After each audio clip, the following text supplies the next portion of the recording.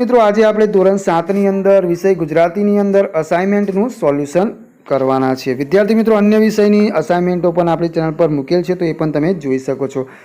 સૌથી પહેલા છે પ્રશ્ન નંબર 1 અ, એમાં આપણને કેટલાક વિકલ્પો આપેલા છે અને એમાં સાચો વિકલ્પ પસંદ કરીને આપણે લખવાનું છે। 3 પ્રશ્નો હશે ને એના 3 ગુણ હશે। સૌથી પહેલા આપણે પાઠ નંબર 2 ના જોઈએ।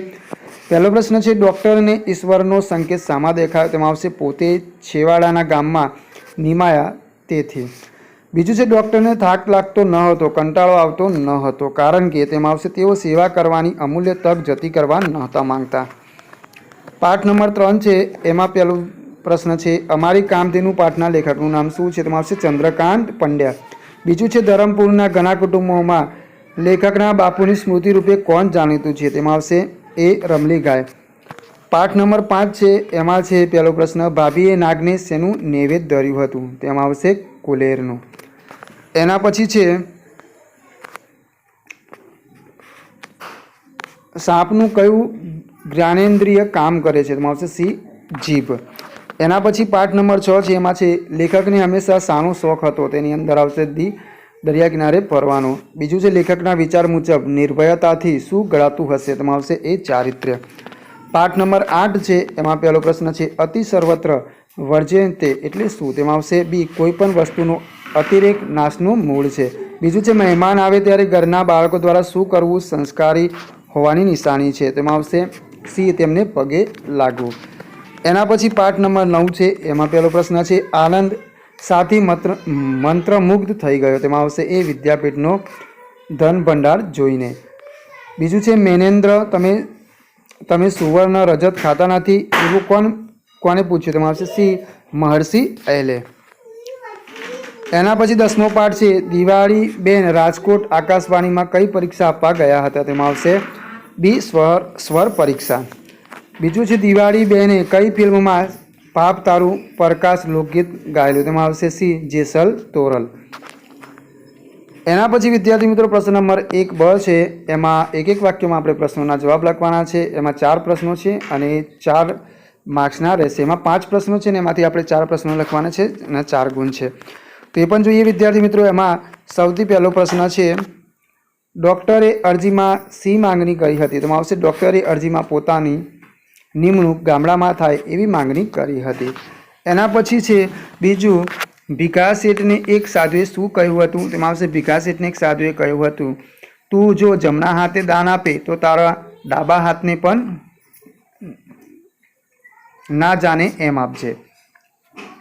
એના પછી છે ભીખા શેઠને 100 રૂપિયાની નોટો ડૉક્ટરના હાથમાં મૂકીને સી શરત મૂકી? તેમાં આવશે અહીંયા થોડા વિદ્યાર્થી મિત્રો અહીંયા પ્રશ્નોમાં થોડી ભૂલ છે, તો ધ્યાન આપજો। સી શરત મૂકી એમ છે ભીખા શેઠને 100 રૂપિયાની નોટો ડૉક્ટરના હાથમાં મૂકીને કોઈને આ મદદની જાણ ન કરવા અંગે શરત મૂકી। પાઠ નંબર 3 છે, એમાં છે બોડી ગાય દેખાવે કેવી હતી? તેમાં આપણે લખીશું બોડી ગાય ઘણી ઊંચી ઓલાદની, કદમાં નાની અને દેખાવે સુંદર હતી। એના પછી છે પ્રશ્ન નંબર 2 બોડી ગાય સાથી મરી ગઈ? તેમાં લખીશું બોડી ગાયને જાનવર કરડ્યું તેથી તેનું આખું શરીર ફૂલી ગયું ને તે મરી ગયો। તો વિદ્યાર્થી મિત્રો અહીંયા ભૂલમાં આમ લખાયું છે, અહીંયા આવશે આખું શરીર ફૂલી ગયું।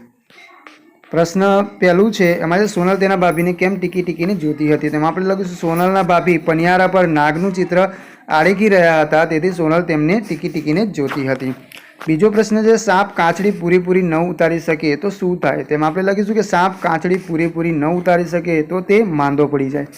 ત્રીજું છે નોળીઓ વનસ્પતિના મૂળ શા માટે ખોદે છે? તેમાં આપણે લખીશું કે નોળીઓ પોતાના દાંતને વધારે તીક્ષ્ણ બનાવવા માટે વનસ્પતિના મૂળ ખોદે છે। પાઠ નંબર 6 છે મા દીકરો અત્યંત ચિંતાતુર ચહેરે શું નિરખી રહ્યા હતા? તેમાં લખીશું મા દીકરો બંને અત્યંત ચિંતાતુર ચહેરે એકી ટસે માણસનું અને કુદરતનું ત્રુમુલ યુદ્ધ નિરખી રહ્યા હતા। પ્રશ્ન નંબર 2 છે દરિયો પોતાના પ્રચંડ અવાજથી શું દાબી દેવા વધારે ભયંકર બનતો ગયો? મા દીકરાનું હૈયું હરી તેનું કરુણ આક્રદ પોતાના અવાજથી દાબી દેવા દરિયો વધારે ભયંકર બન્યો હતો। પ્રશ્ન નંબર 3 છે, એમાં છે લેખક છોકરાને 1 વર્ષ પછી મળ્યા ત્યારે શું કરી રહ્યો હતો? તો લેખક છોકરાને 1 વર્ષ પછી મળ્યા ત્યારે તે પોતાના પોતાનું હોડકું તૈયાર કરીને દરિયામાં જવા તૈયારી કરી રહ્યો હતો. પાઠ નંબર 8 છે, એમાં છે આપણે રોજિંદા ભોજનમાં શું ખાવું જોઈએ. તેમાં આપણે લખીશું આપણે રોજિંદા ભોજનમાં લીલા શાકભાજી અને ફણગાવેલા કઠોળ ખાવા જોઈએ. પ્રશ્ન નંબર 2 છે મોબાઈલનો કેવો ઉપયોગ અસરકારક બની શકે છે. તો મોબાઈલનો જરૂર પડતો અને વિવેકપૂર્વક ઉપયોગ કરવામાં આવે તો તે ઘણો અસરકારક બને. તો અહીંયા વિદ્યાર્થી મિત્રો બનાવવામાં લખ્યું છે, એની જગ્યાએ આપણે લખીશું ઉપયોગ કરવામાં આવે તો એ થોડું ધ્યાન આપજો.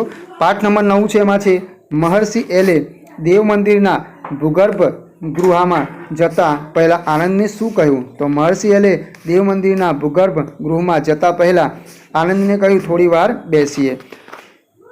પછી છે યવન સામંત અને એના સરદારો કેમ હાથમાં કોળીઓ રાખી બેસી રહ્યા હતા. તો યવન સામંત અને તેના સરદારને તેમના મહાક્ષત્રય મેનેન્દ્રનું અપમાન ન થઈ જાય તે બીકે હાથમાં કોળીઓ રાખી બેસી રહ્યા. પ્રશ્ન નંબર 3 છે શક સરદારને ત્યાં વરસાદ વરસવાનું કારણ શું હતું. તેમાં લખીશું ત્યાં રહેલી અબોલ ગાયો માટે ખંડ ઉગે વરસાદનું મુખ્ય કારણ હતું. પાઠ નંબર 10 છે, એમાં છે લોકગીત કોને કહેવાય. તેમાં લખીશું કે જે ગીતનો રચનાર કોઈ એકાદ વ્યક્તિ ન હોય પણ લોક સમૂહમાં કંઠસ્ય પરંપરા રૂપે સચવાઈને ગવાય તેને આપણે લોકગીત કહીએ છીએ. પછી દિવાળી બેનના કયો ગુણ ઉડીને આંખે વળગે આવે એવો હતો. તેમાં લખીશું દિવાળી બેનનો ઘસાઈને ઉજળા રહેવાનો ગુણ ઉડીને આંખે વળગે એવો હતો. તો વિદ્યાર્થી મિત્રો આગળની નવી વિડીયોમાં આપણે પ્રશ્ન 1 નું સંપૂર્ણ સોલ્યુશન કરાવીશું.